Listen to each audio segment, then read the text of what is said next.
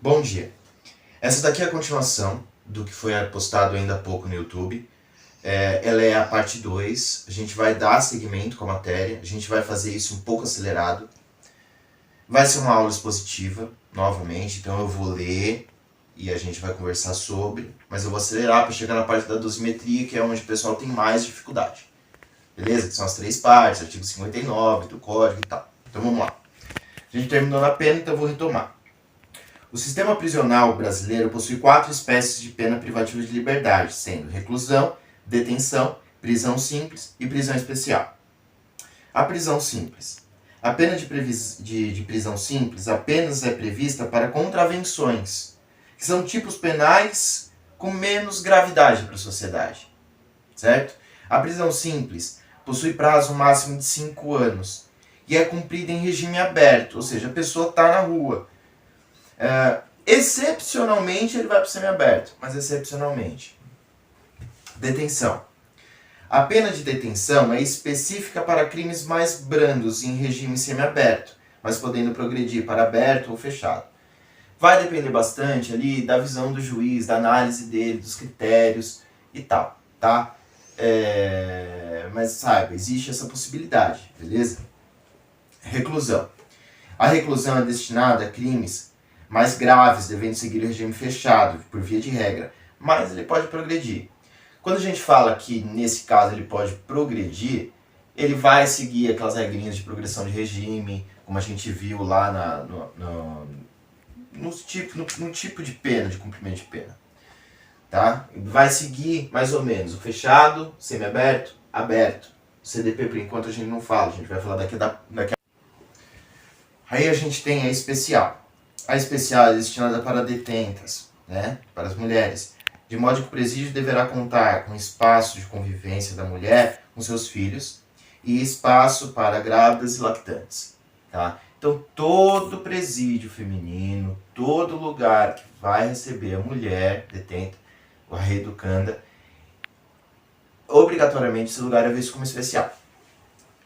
Agora a gente vai falar de regime. Tá? Também existem 4 tipos de regime de pena aqui no Brasil.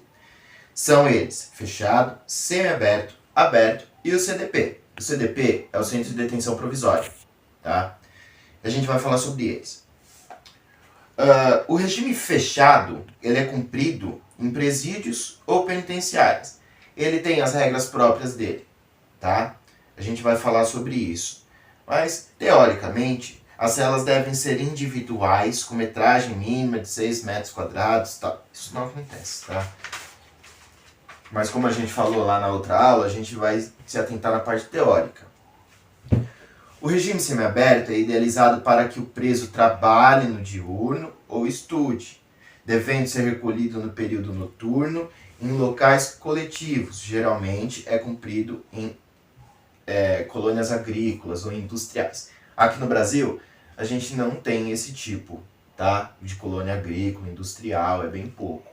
E o serviço também é pouco oferecido, né? A oportunidade do trabalho é bem pouca. No regime semiaberto, essa parte de estudar e trabalhar é muito importante, porque você consegue pegar a remissão do seu cliente e adiantar essa progressão de regime, de semiaberto para aberto. No fechado ele também tem esse sistema de remissão, caso ele trabalhe, estude, ele consegue também usar remissão, diminuir o tempo de pena. Aí a gente tem o regime aberto, é para... é em casas de albergados, né? Aqui no Brasil a gente não tem essas casas de albergados, tá? Então normalmente ele vai ser cumprido na residência mesmo do reeducando, tá? Essa é a última fase da progressão de regime. Aqui já começa, a pessoa já tem esse contato total com a sociedade e ele já está sendo reinserido completamente na sociedade. Quando a gente fala de CDP, essa pessoa está presa de forma provisória. Aqui no Brasil, a gente tem uma porcentagem muito grande de pessoas que estão no sistema prisional esperando o julgamento. Então essas pessoas ficam no CDP, elas estão aguardando o julgamento delas. Tá? Então elas são presas de forma preventiva ali. Beleza? Bom, agora a gente vai falar da fixação da pena. Beleza? que é quando o juiz vai determinar ali o regime fechado, semiaberto e aberto. Eu coloquei aqui a fixação da pena. O fechado ele vai acontecer quando a pena for superior a 8 anos, o semiaberto menor menor ou igual a 8, maior ou igual a 4, menor ou igual a 4, meu Deus, é isso. E o aberto menor que 4, beleza? Então a gente vai ler e vai falar sobre.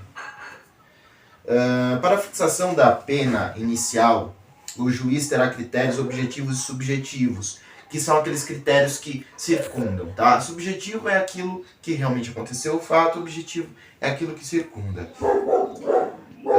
O critério objetivo é a pena máxima aplicada ao caso concreto, sendo irrelevante a pena abstrata.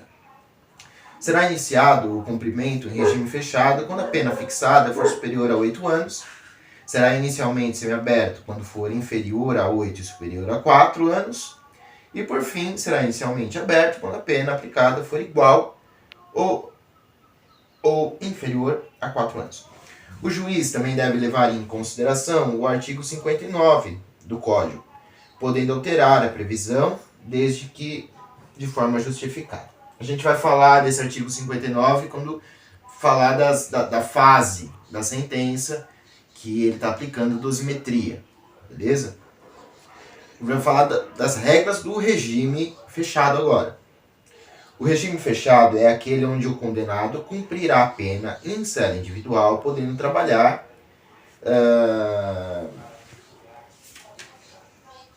ao ingressar no sistema, tá?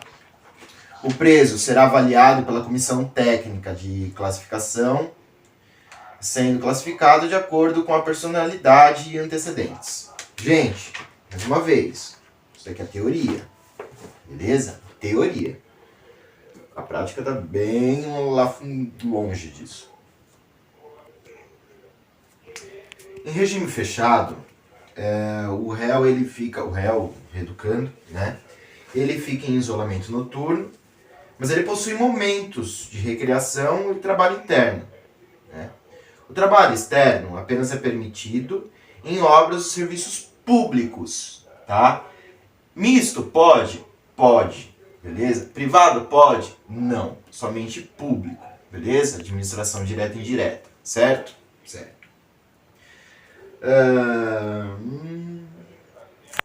Também é possível, em regime fechado, que frequente cursos escolares, mas internamente. Esses cursos escolares ficam de forma interna no presídio, no penitenciário. Regras do regime semiaberto. Agora, vamos para o semiaberto. Esse regime é voltado para estimular o trabalho, o estudo externo durante o dia, sendo obrigatório no período noturno o alojamento coletivo. Beleza? O trabalho, o estudo externo, depende do cumprimento de no mínimo 2/6 da pena. Gente, quem estava lá na sala de aula, quando eu falei a respeito da matemática, se não tiver entendido, eu vou fazer uma aulinha disso. Mas lembrando, o professor disse que para a prova ele vai pedir que entenda como é feito, mas não vai pedir que seja feita a conta. Certo? Agora a gente vai para o direito do preso, né? Do que ele tem direito. Agora a gente vai falar desse direito dos presos. Tá? Todo preso tem direito à detração da pena. Bom, o que é a detração da pena? A detração da pena é... Desde que ele colocou a algema no pulso, ele já está cumprindo essa pena. Certo? Porque já está tendo uma restrição ali da liberdade dele, de ir e vir. Então ali já começou o cumprimento da pena. Certo? Então vamos continuar lendo. Ou seja, todo período de cumprimento, seja qual for o regime, é computado para a pena cumprida. Assim o preso provisório, lembra lá o CDP? CDP, Centro de Detenção Provisória? Ali, CDP. Assim o preso provisório já está cumprindo parte da sua pena. Enquanto ele está aguardando para o julgamento, esse período já é computado. Tem outra coisa, sanidade mental, que é a medida de segurança. O preso poderá ter a pena convertida em medida, sendo recolhido em hospital de custódia ou laboratorial, quando for computado que este foi acometido por doença mental grave. Não adianta você querer que a pessoa tenha uma pena se ela não entende o porquê que ela está tendo aquela pena. Lembra quando a gente fala daquele subjetivo da pessoa, que ela está aspirando o que ela fez? Ela tá remoendo aquilo que aconteceu com ela, por que ela fez aquilo, são os pecados dela, né? Tirando, não me entenda mal, vejo o Estado laico, estou falando do que ela fez, beleza? Assistência. O preso e o egresso no sistema prisional possuem direito à assistência pelo Estado, seja no âmbito material, saúde, social, educacional e religiosa. Certo? É isso. É a dignidade da pessoa humana. Dignidade da pessoa humana. Verificando a necessidade de cada um. Certo? Não é porque o rapaz da sociedade ele foi preso que ele deixa de ser uma pessoa. A gente vê muito isso acontecer. Gente, não transforma numa barbárie. Certo? A gente tem todo um sistema que vai trabalhar, que vai tentar ressocializar. Acontece? É muito difícil. Mas dá pra ser. Dá pra ser. Vamos continuar.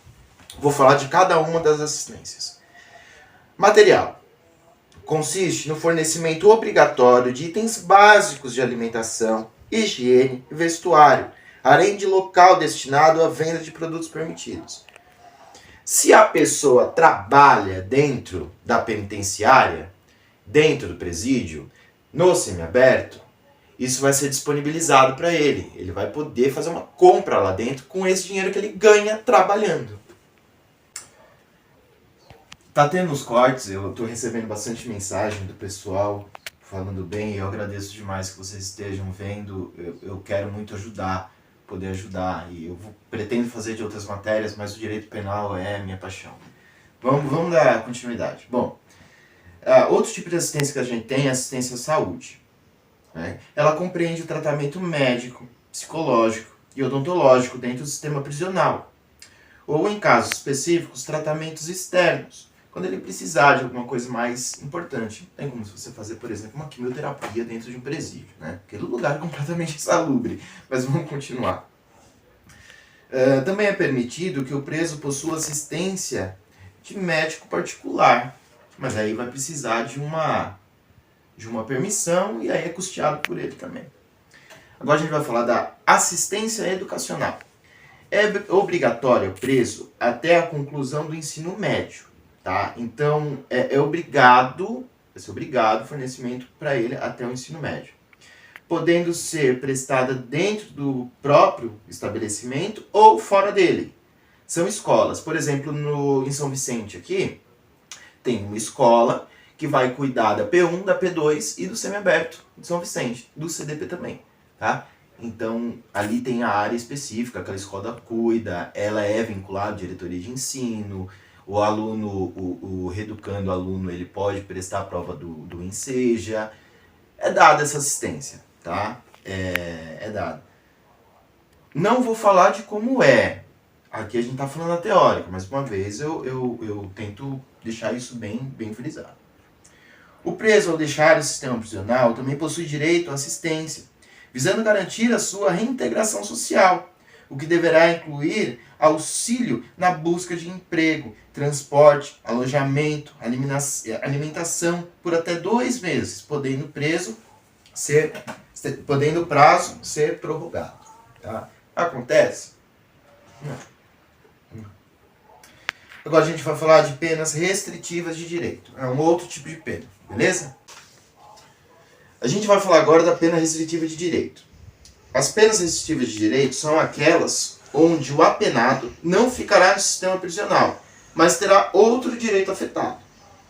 São possíveis as seguintes penas: prestação pecuniária, perda de bens ou valores, além daqueles adquiridos por meio do crime, prestação de serviço, interdição temporária de direitos, limitação de fim de semana.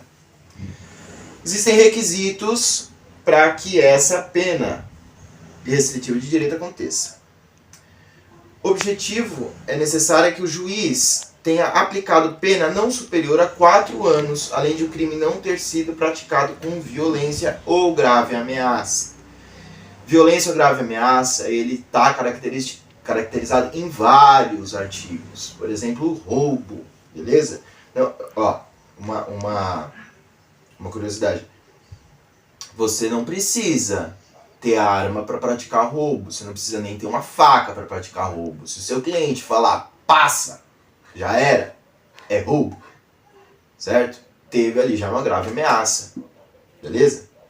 Além disso, o juiz irá verificar, como subjetivo, se a pena privativa de liberdade não é a melhor indicada no caso concreto, de acordo com o artigo 59 do Código Penal. Mais uma vez, a gente vai falar dos 8 quesitos do Código 59 lá, tá? Do artigo 59 do Código Penal. Finalmente, é requisito negativo que o agente não tenha sido reincidente em crime doloso. Ele não pode ir praticar um furto, depois ele vai pratica outro furto, depois ele vai pratica outro furto. Não vai ter como você ficar dando pena restritiva de direito pro cara, certo? É um pouco demais. Bom, regra geral. Quando o juiz aplicar pena igual ou inferior a 1 ano, essa pena poderá ser substituída por multa ou uma pena restritiva de direito. Caso a pena aplicada seja superior a 1 ano, o juiz poderá aplicar, cumulativamente, pena restritiva de direito e multa, ou até 2 penas restritivas de direito, certo? Vamos continuar. A reincidência em crime culposo não impeditivo para a aplicação da pena privativa de direito, desde que não seja reincidência específica. O que isso significa? Primeiro eu vou falar do que é reincidência específica. É eu ser reincidente na mesma coisa, certo? Por exemplo, tráfico de droga. Ele cometeu o crime de tráfico de droga. Se ele vier a cometer tráfico de droga novamente, ele é um reincidente específico. É especificamente aquele crime que ele está sendo reincidente. É isso que significa. Beleza? Então ele não pode. Vou ler de novo essa parte. A reincidência em crime culposo não é impeditivo para a aplicação da pena privativa de direito, desde que não seja reincidência específica. O descumprimento da pena aplicada pelo juiz pode levar à conversão em pena restrita de liberdade, deduzindo-se o período cumprido. A gente continua falando dessa pena, tá? Da restritiva da restritiva. Beleza? Vamos continuar. Quando o apenado possuir uma pena privativa de liberdade a ser cumprida por outro crime, caberá ao juiz de execução decidir como as penas serão cumpridas, se de forma separada ou de forma conjunta, tá? Ele vai ver se ele vai juntar aquilo, se ele não vai. O advogado pode fazer essa solicitação e apresentar causas para que seja feita ou não, tá? Mas aí cabe primeiro ao juiz de execução. Pena de prestação de serviço comunitário apenas é aplicada nos casos de condenação superior a 6 meses e consiste em prestar serviços de forma gratuita em entidades assistenciais, hospitais, escolas, entre outras, tá? Programas comunitários e tal. A pena deve ser cumprida de acordo com as condições do condenado. Por 1 hora por dia, tá? Pode ser mais, mas aí depende do tamanho da pena. A prestação de serviço deverá ser feita na proporção de 1 hora para cada dia de condenação, apenas sendo possível cumprimento em maior prazo quando a condenação ultrapassar 1 ano. Então, se eu tiver abaixo de 1 ano, ele vai fazer 1 dia para cada ano. Caso a ultrapasse a pena seja superior a 1 ano, aí esse prazo também pode aumentar. O descumprimento da medida gera a conversão da pena em privativa de liberdade, que será cumprida por no mínimo 30 dias. Falta ali 2 dias de serviço comunitário para ele. 2 dias. Aí ele não foi. Certo? Ele vai ser preso, vai ser convertido para privativo de liberdade, e lá ele não vai ficar esses 2 dias, ele tem que ficar no mínimo 30. Agora, interdição de direitos. A interdição de direitos do condenado é uma medida temporária que é aplicada quando o crime possui relação com um direito que está restrito, quando o condenado possuir qualidade específica. Aqui a gente está falando de quando a pessoa exerce algum tipo de função, alguma coisa, a condenação dele vai ser específica daquilo. É por isso que é um direito restrito, tá? Proibição de cargo, serviço ou empresa pública. A proibição de exercício de cargo é aplicável quando o crime foi cometido por funcionário público e possui relação com a função pública. Também existe o mesmo efeito nas penas restritivas de liberdade, nos termos do artigo 92 do Código Penal. Quem quiser, dá uma olhadinha lá no artigo 92.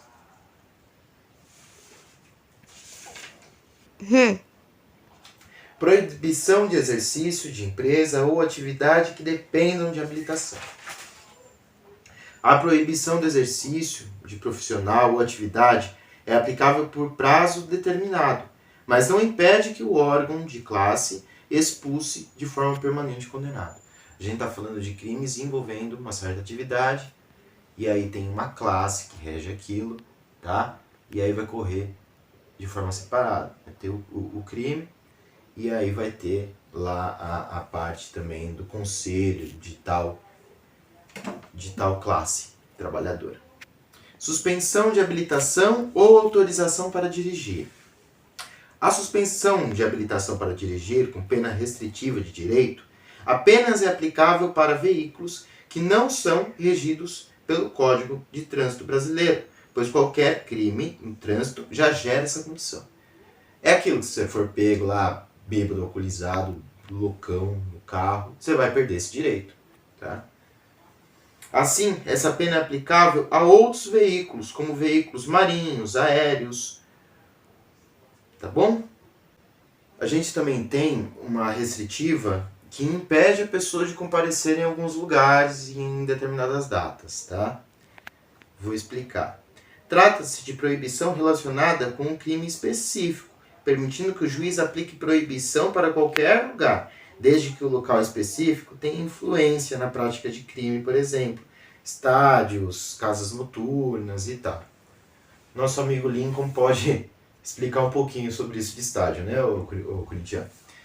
Vamos continuar. A gente também tem as restritivas de final de semana, tá? Também pode tirar o final de semana da pessoa. É possível que o juiz entenda que o condenado deva ter seus finais de semana restritos. Nesse caso, o apenado será obrigado a frequentar lugares específicos nos fins de semana, por no mínimo 5 horas diárias, onde preferencialmente frequentará cursos e palestras voltados para não reincidência no delito. Tá? Então ele vai lá, vai comparecer nos finais de semana, vai fazer um cursinho, para que ele não faça mais aquilo. Agora, multa. A pena de multa é aplicada de forma isolada ou combinada com outras penas, de acordo com a previsão especial do crime específico. Tá? Então a gente tem, por exemplo, no Código Penal, algumas penas que elas falam, olha, é isso, isso, isso e multa.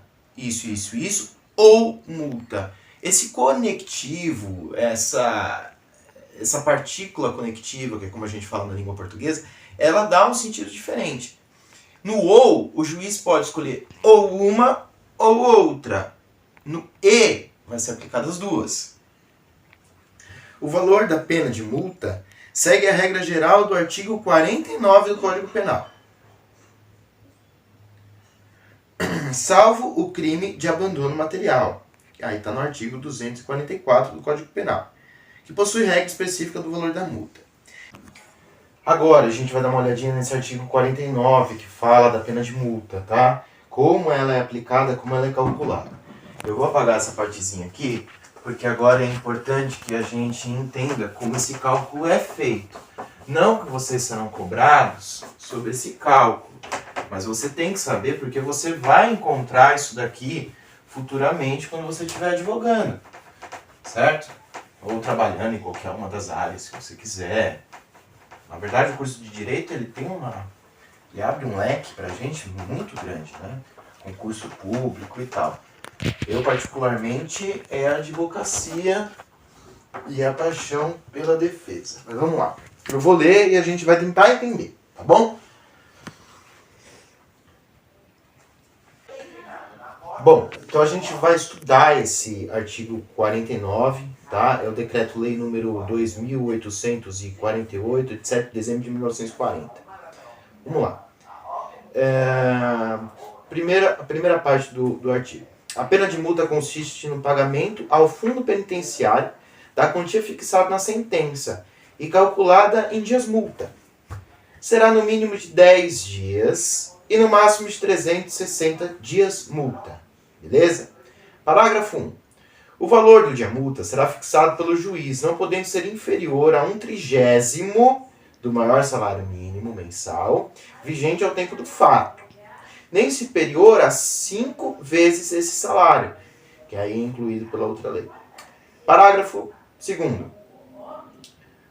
O valor da multa será atualizado quando da execução pelos índices de correção monetária, incluído pela Lei 7.209, de 11 de 7 de 1984. Bom, vamos ver o que isso significa, vamos fazer esse cálculo. Bom, então a gente vai explicar agora aqui, eu vou explicar como que essa pena de multa ela é estabelecida, certo?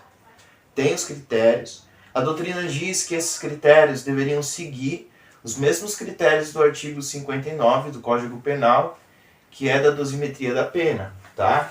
Mas ele é meio subjetivo, o juiz tem bastante liberdade, lei não determina, é a doutrina que fala.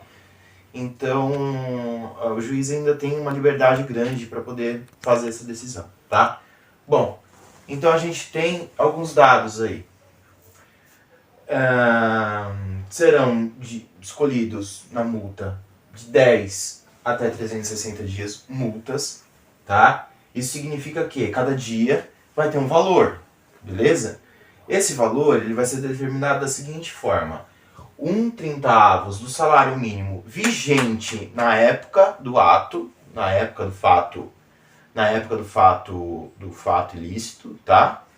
E até 5 vezes o salário mínimo também vigente na data do fato. Então a gente pega o salário, 1/30. Mas eu não sei como faz 1/30. Você pega o salário mínimo e vai dividir por 30. Beleza? Até 5 vezes o salário mínimo, que significa multiplicar. Certo? É isso. E aí o juiz determina aí esses dias multas. Esse valor, ele não vai ser valor que será ressarcido por uma vítima ou alguma coisa assim. Não. Esse valor, ele é destinado ao fundo penitenciário. Esse fundo penitenciário é usado para promover, né? Para financiar todo o sistema carcerário. Beleza? É isso. Então é assim que vai ser verificado. Agora eu vou falar especificamente da sentença. Como que isso é feito. Fechou? Bom, eu dei uma pausa aí. Preenchi a lousa aqui com as 3 fases da dosimetria. As 3 fases da pena, tá? A gente vai falar de dosimetria, mas eu vou deixar a pena aqui, que vocês vão entender melhor. Lembra? A gente está falando de dosimetria, tá? Tudo que passa até ser estabelecida a pena final. Isso o juiz vai dar depois de todo o processo, todo decorrido o processo, aí ele vai vir e vai falar. Bom, vamos lá. O artigo 59, o juiz atende à culpabilidade, aos antecedentes, à conduta social, à personalidade do agente, aos motivos, às circunstâncias e consequências do crime, bem como ao comportamento da vítima. Essa parte do comportamento da vítima é muito complicada de você conseguir explicar, tá? É muito difícil de você conseguir explicar. Por quê? Você acabar falando da vítima em algumas circunstâncias é muito difícil, beleza? Então vamos lá, eu vou falar de cada uma delas, tá? Segundo NUT no Código Penal comentado, a gente vai vir agora em culpabilidade. Em sentido lato, ou seja, a reprovação social que o crime e o autor do fato merecem, tá? A culpabilidade, a gente vai ter ela associada bastante com um crime midiático, tá? Se aquilo teve uma grande repercussão e a sociedade tem aquela ânsia pela justiça, nesse caso, a culpabilidade vai ser agravada, tá? Cada um desses critérios aqui vão ser usados para definir a pena base, tá? Depois, na segunda fase, a gente vai vir com atenuantes, na terceira fase, alguns agravantes específicos, mas que estão previstos já no próprio artigo do Código. Vamos lá. Antecedente criminal. O antecedente. Trata-se de tudo o que existiu ou aconteceu no campo penal ao agente antes da prática do fato criminoso, ou seja, sua vida pregressa em matéria criminal. Há quem entenda que somente condenações transitadas em julgado podem ser utilizadas para valorar negativamente essa circunstância. Olha, nota. A gente está falando de antecedente criminal.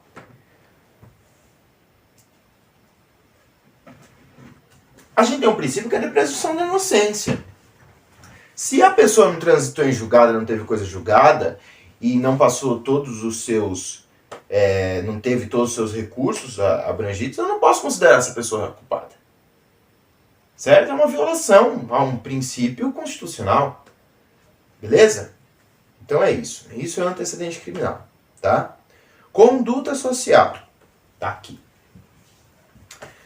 É o papel do réu na comunidade, inserido no contexto da família, do trabalho, da escola, da vizinhança. Então, é você ver como que essa pessoa era ali, entendeu? Por isso que é tão importante a testemunha da defesa, que é aquela que fala, não, é isso, aquilo outro, beleza? Personalidade do agente. Trata-se do conjunto de caracteres exclusivos de uma pessoa, parte herdada, parte adquirida. É análise voltada para detectar se a personalidade é voltada para o crime.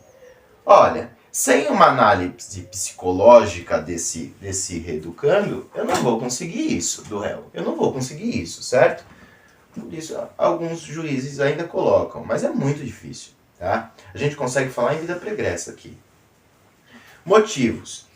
São os precedentes que levam à ação criminosa. Por quê que levou ele a cometer o crime? O que levou ele a cometer o crime? Aqui é o motivo.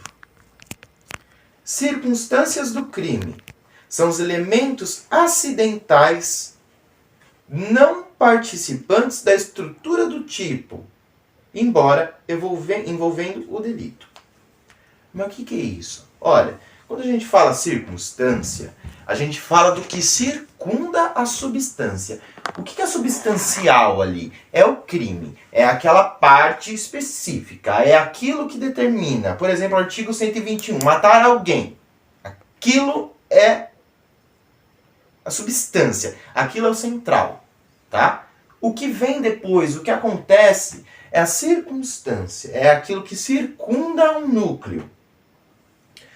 Consequência.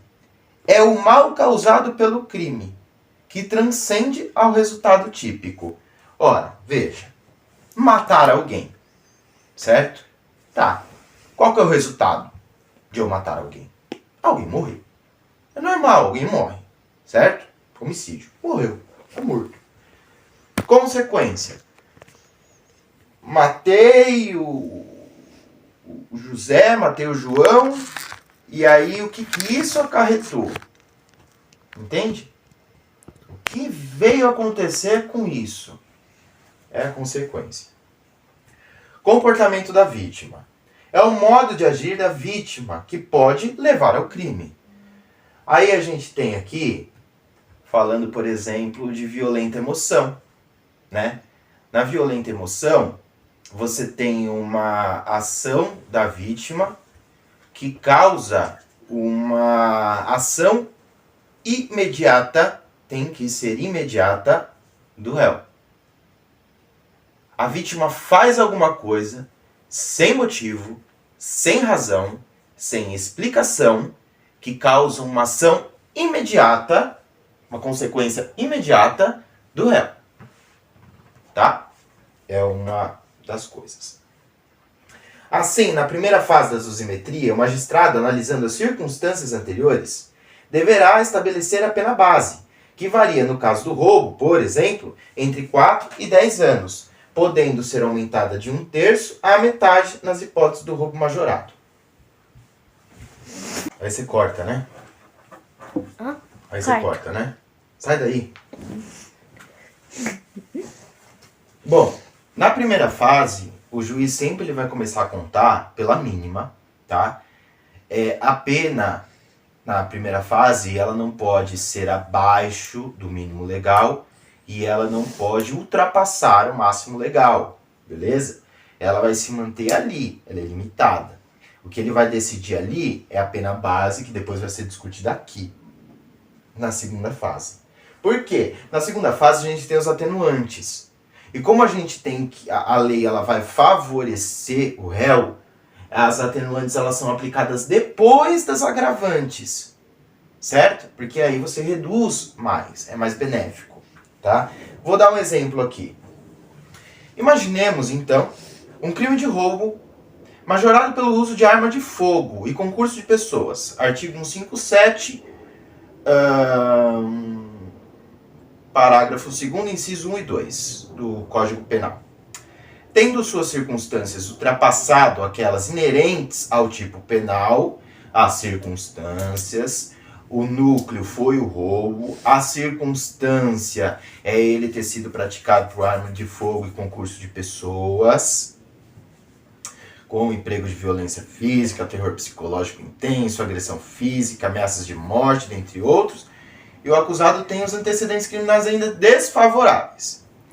Nesse caso, o juiz não fixará a pena no mínimo legal, haja vista a existência de circunstâncias judiciais que foram negativadas, bastando a existência de uma circunstância negativa para possibilitar o afastamento da pena base do mínimo legal. Tá vendo? Então a gente começa do mínimo legal e vai aumentando.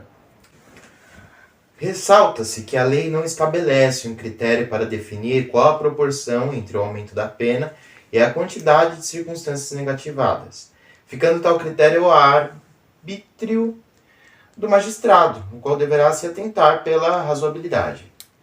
Olha, ele tem que ser razoável, ele tem que ser pomposo, ele tem que observar tudo, tá? Há quem entenda que o aumento deverá seguir uma ordem proporcional à quantidade de circunstâncias que forem negativadas, ou seja, se temos um total de 8 circunstâncias, cada negativação corresponderá ao aumento da pena base na fração de 1/8. Mas olha, isso daqui é doutrina, tá? No que é certo, não está definido em lei.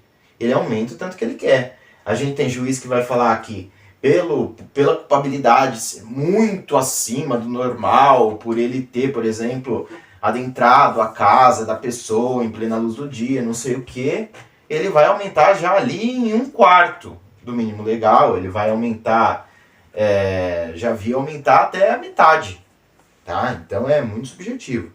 É claro que a gente consegue, quando a gente pega uma sentença dessa, a gente consegue montar um habeas corpus em cima disso, né? A gente consegue até buscar uma nulidade em cima disso, tá? Da sentença não ter quebrado um princípio tão básico como a razoabilidade. É isso, tá? Primeira fase é isso. Então, retomando, não pode ser abaixo da mínima, não pode ultrapassar a máxima, só vai ser usado para ver a pena base, e aí a gente começa a discutir aqui a segunda fase, onde a gente já fala de atenuante, beleza? Vamos procurar aqui agora, vamos comentar sobre isso. Na segunda fase da dosimetria, se analisa as circunstâncias atenuantes e agravantes. Como eu tinha dito, aqui, primeiro, pena base, aqui agora, vai entrar a pena base e vai começar a ser computada. Beleza? Atenuantes são circunstâncias que sempre atenuam a pena. Nossa, né? Você falar isso pra Solange, ela vai te dar um belo de um errado. Bom, não é código Morse, né? Atenuante, ela reduz a pena, tá? Vai encontrar situações que vão diminuir essa pena, beleza?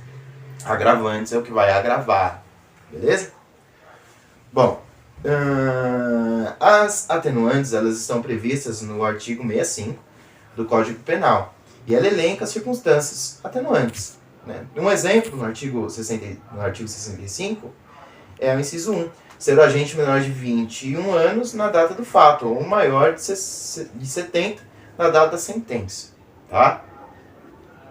Vamos lá. Agravantes, agora, são circunstâncias que agravam a pena, quando não constituem ou qualifiquem o crime. O que isso significa? A agravante ela não pode estar prevista no corpo do artigo, beleza? Senão ela não vai ser um agravante, ela já vai estar ali disposta dentro, ela já vai fazer parte do crime, da essência do crime. Tá? Ela não circunda, ela vai estar no núcleo.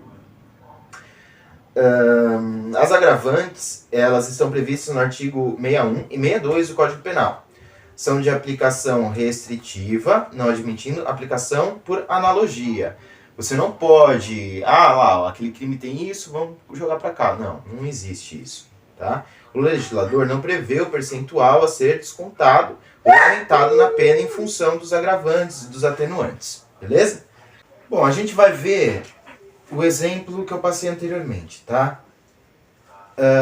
Se aquele réu que cometeu aquele roubo tivesse menos de 21 anos de idade, ali seria uma atenuante a ser considerada aqui na segunda fase. Entendeu? Lembrando que primeiro a gente vai considerar a atenuante e depois a majorante, que é a agravante, tá? Tem dois nomes, majorante ou agravante. Então primeiro a gente vai verificar uma e depois a gente verifica a outra. Beleza? Tá. Aqui ela não vai passar também da mínima e da máxima. Um exemplo de agravante ou majorante, pode aparecer os dois nomes, tá? É no caso do crime ser praticado contra maior de 60 anos, tá? Isso é uma majorante. E aí, dessa forma, a gente tem um aumento. Esse aumento ele vai acontecer de forma posterior à verificação da atenuante. Beleza? Ademais, caso a pena base tenha sido fixada no mínimo legal, não há possibilidade de reconhecer eventuais circunstâncias atenuantes, evitando a redução da pena abaixo do mínimo legal. Isso está falando na súmula 231 do Superior Tribunal de Justiça, que diz: a incidência da circunstância atenuante não pode conduzir à redução da pena abaixo do mínimo legal. Então aqui eu não vou ter isso, tá? Eu não vou conseguir diminuir, beleza? É por isso que a agravante está sendo considerada antes. A majorante está sendo considerada antes do atenuante, entendeu? Porque senão eu não consigo ter redução. Beleza? Tá. Então agora, a segunda fase decidida, aqui a gente já tem mais ou menos como está sendo dita. A gente vai partir, mais ou menos ela feita, a gente vai partir agora para a terceira fase, que é a terceira e última. Fixada a pena base, sopesadas as circunstâncias atenuantes, fixada a pena base, sopesadas as circunstâncias atenuantes e agravantes, é chegada a hora das causas especiais de diminuição ou aumento da pena. É o final. A gente vai finalizar a dosimetria aqui na terceira fase. A gente vai usar o mesmo exemplo anterior, tá?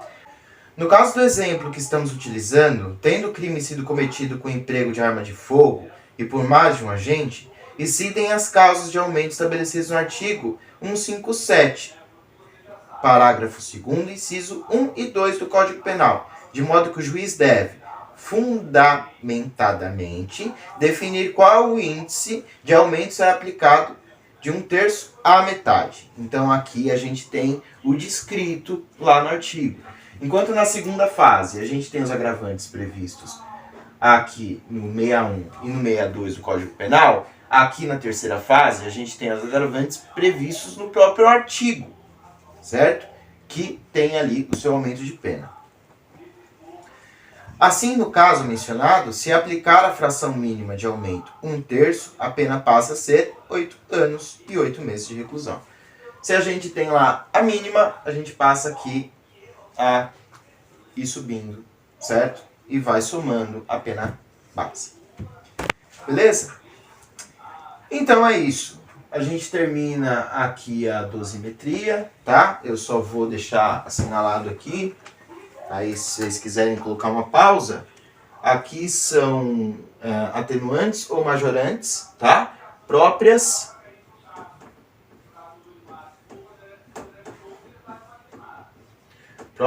do crime, tá? Do artigo, do crime. Beleza? Elas estão, vou trocar de cartão, elas estão previstas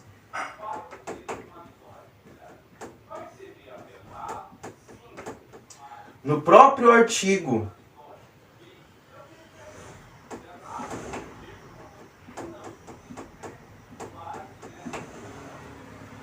No próprio artigo que tipifica a conduta. Beleza? É isso. Eu espero que vocês consigam ir muito bem nessa prova. Quem tá pegando aí esse vídeo e vendo e não vai fazer a prova que a gente vai, mas espero que tenha ajudado bastante as explicações. Obrigado e tchau, tchau. Valeu.